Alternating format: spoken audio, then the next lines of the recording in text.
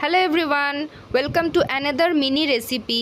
তো আজ আপনাদের সঙ্গে শেয়ার করছি নিরামিষ থোর ঘন্টের রেসিপি।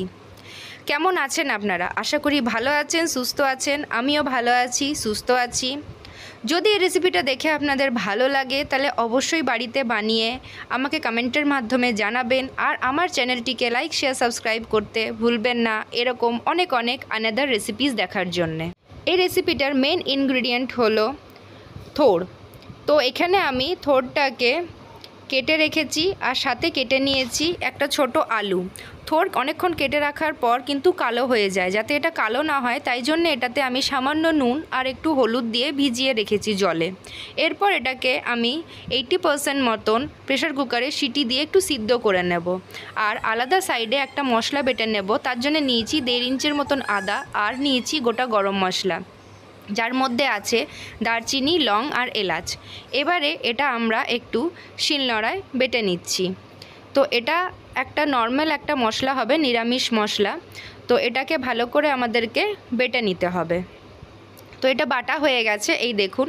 আর প্রেশার কুকারে থোড়টা সিদ্ধও হয়ে গেছে, যেটা আমি একটা জল ঝরিয়ে রেখে দিয়েছি অন্য পাত্রে। আর এখানে তারপর কড়াই গরম হতে বসিয়ে কড়াইয়ের মধ্যে দিয়ে দিয়েছি পরিমাণ মতন সরষের তেল।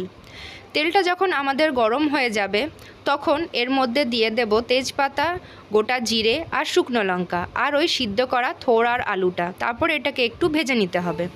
আর আলাদা সাইডে একটা পাত্রে ওই মশলাটা যেটা বেটে রেখেছিলাম সেটার মধ্যে নুন, হলুদ, জিরে গুঁড়ো আর সামান্য চিনি দিয়ে একটু জল দিয়ে ওটাকে গুলে রাখতে হবে।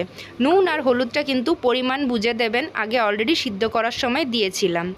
এরপর ওই মশলাটা থোড়টার মধ্যে মিশিয়ে নিতে হবে আর ভালো করে আমাদেরকে কষাতে হবে। এই টাইমে আপনারা একটু জল দিতে পারেন আর জল দিয়ে ভালো করে ঢাকা দিয়ে কষাতে পারেন, কেন কি অলরেডি থোড়টা 80% সিদ্ধ ছিল, তার জন্যে বেশিক্ষণ টাইম লাগবে না। তারপর আমি দিয়ে দিলাম একটু গোটা ছোলা দিলে তরকারির টেস্টটা অনেকটাই বেশি ভালো লাগে।